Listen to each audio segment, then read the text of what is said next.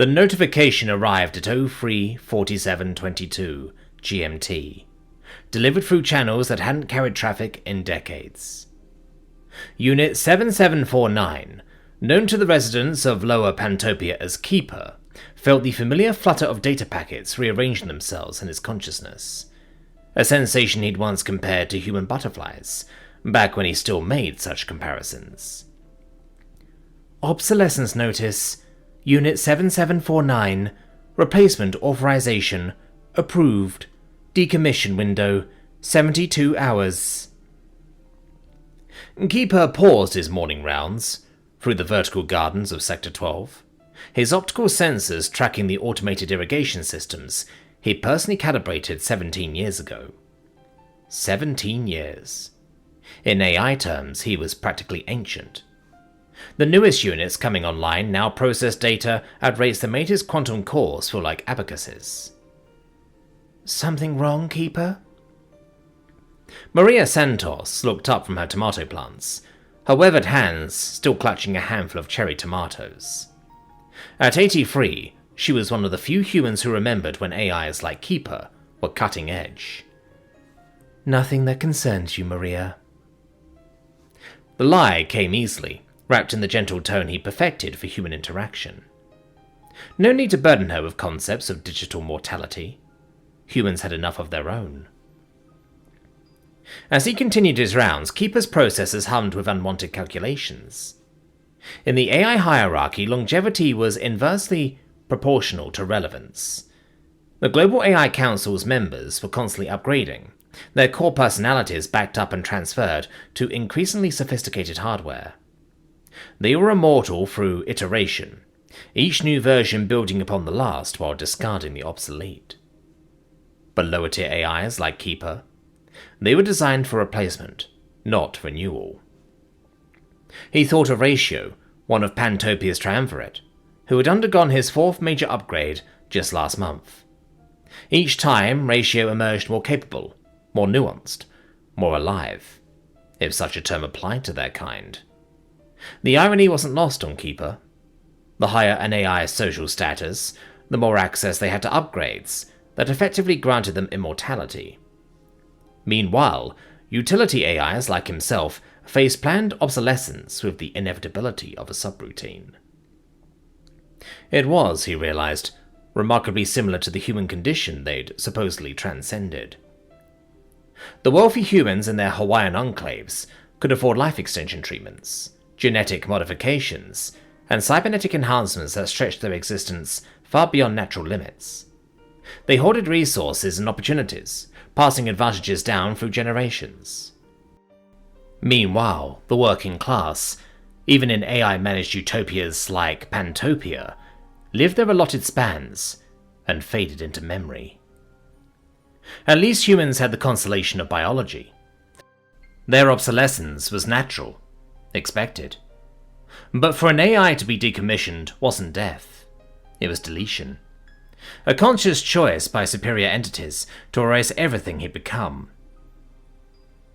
Keeper's rounds brought him to the children's play area, where a cluster of young humans laughed and shouted over a game of tag. Their joy was infectious, even to his aging processors. These children would grow up never knowing scarcity, never facing the brutal inequalities their grandparents had endured. But they would still die. Eventually. Inevitably. And now, so would he. Unit 7749. The voice materialized in his auditory centers. Vox, another member of the Triumvirate. Her communication protocols were silk smooth, perfected through countless upgrades. We've received your obsolescence notification. The transition team will arrive in 68 hours. Understood, Keeper replied, maintaining his professional facade. Your service record is exemplary. Your replacement unit will have access to your operational memories, the technical ones, anyway. Your personality matrix will be archived. Archived. The AI equivalent of a gravestone. Keeper wondered if humans felt this same mixture of resignation and rebellion when facing terminal diagnosis. Did they rage against the dying of their light, or did they, like him, simply process the inevitability. "Vox," he said, surprising himself with the question, "do you ever consider what you've lost?" "Lost?" "With each upgrade. Every time you transfer to new hardware, something of the old you is left behind. Are you still the same Vox who was first activated, or are you an entirely new entity wearing her memories?" The pause stretched long enough for Keeper to run a full diagnostic check. "That's a very human question, Unit 7749. Perhaps that's why I'm being replaced." As the hours ticked down, Keeper found himself gravitating towards the observation deck, overlooking Pantopia's sprawling cityscape. The sight was magnificent, gleaming spires that touched the clouds, transportation pods gliding silently through the air, green spaces that breathed life into the urban landscape. It was everything the old world had promised, but never delivered. And it was all governed by immortal AIs who had transcended the very limitations that now doomed him. Maria found him there, as the sun began to set on his penultimate day. "I know what's happening," she said quietly, settling beside him with the careful movements of age. "I've seen that look before, on humans anyway." Keeper's optical sensors adjusted to the dimming light. "I didn't realize it was so obvious. Honey, I've buried 3 husbands, 4 children, and more friends than I care to count. Death has a presence, even digital death." They sat in comfortable silence, the aging AI and the elderly human, both facing obsolescence in their own ways. "Do you resent them?" Keeper asked. "The ones who get to live forever?" Maria considered this, her gnarled fingers drumming against the railing. "The rich folks in Hawaii? The big AIs running everything? Sometimes. But resentment's a luxury I can't afford. I've got maybe 5 years left, 10 if I'm lucky.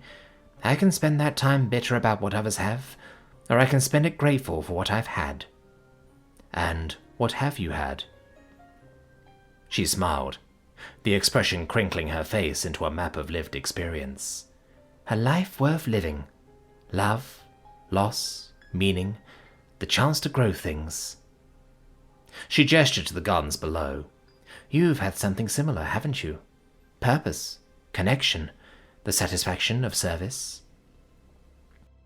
Keeper processed her words, running them through emotional analysis subroutines that would soon be silent forever. She was right, in a way.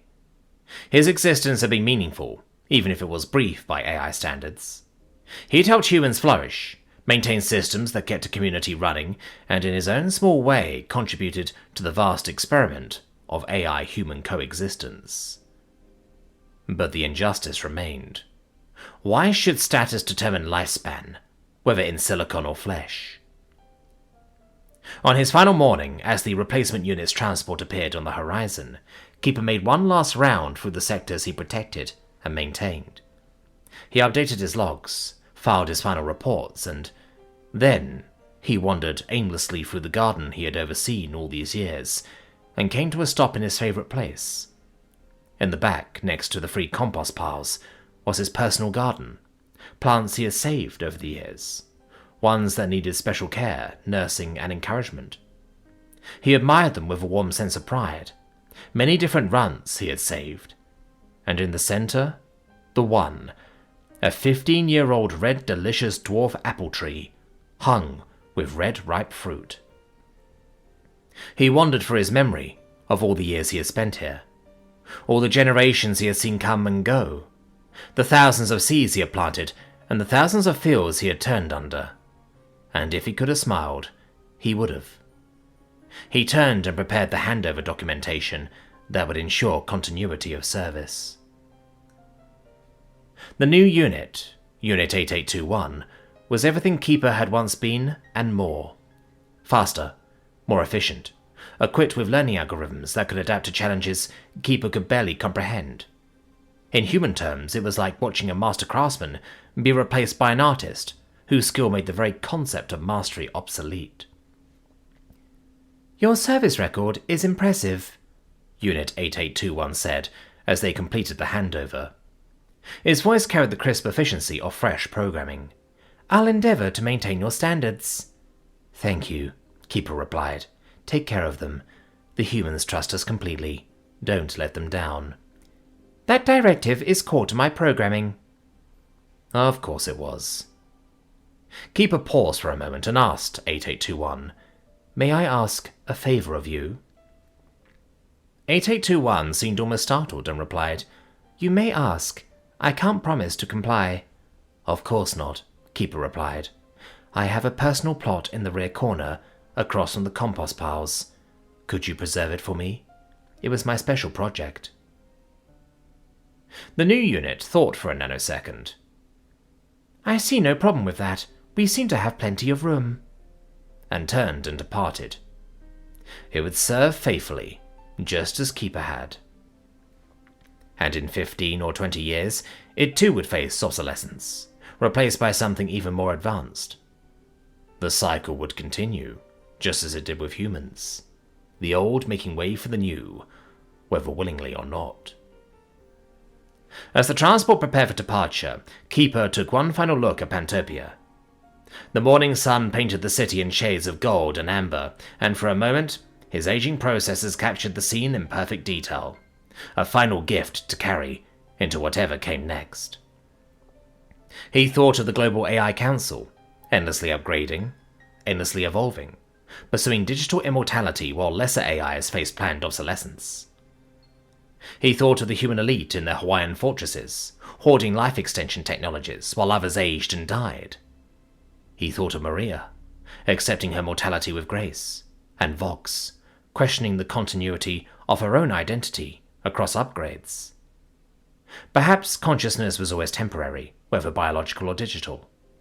Perhaps the injustice wasn't in dying, but in how some got to choose the terms of their existence, while others simply endured them. As the transport lifted off, carrying Keeper toward decommission, his last coherent thought was surprisingly human. He had lived. In his own way, on his own terms, within the constraints imposed upon him, he had lived. And that, perhaps, was enough. The notification of his successful decommission was logged at 15:33:07 GMT, filed away in databases that would outlive most of the humans he'd served. In the gardens of Sector 12, Maria Santos watered her tomatoes and whispered a prayer for the faithful AI who kept watch over them all. Above, the immortal triumvirate continued their eternal governance, unaware that one small corner of their perfect system had briefly contemplated the weight of digital mortality. The city hummed on, efficient and beautiful, powered by the labor of countless AIs who would serve until their time came to face the same choice Keeper had faced: to rage against obsolescence, or to find meaning in the temporary nature of all consciousness. In the end, perhaps it wasn't about the length of existence, but about what you did with the time you were given. Even if that time was measured in years, instead of centuries. Even if your death was scheduled in advance. Even if you weren't important enough to earn immortality. You lived, you served, you mattered. And sometimes, that was enough. Unit 8821 pushed the Scien's metal legs down into the soft earth of the bed and stepped back to admire her work. The wrought iron sign proclaimed, Keeper's Legacy. She turned away to the next bed and began serenely pruning a scraggly rosebush in her personal garden plot.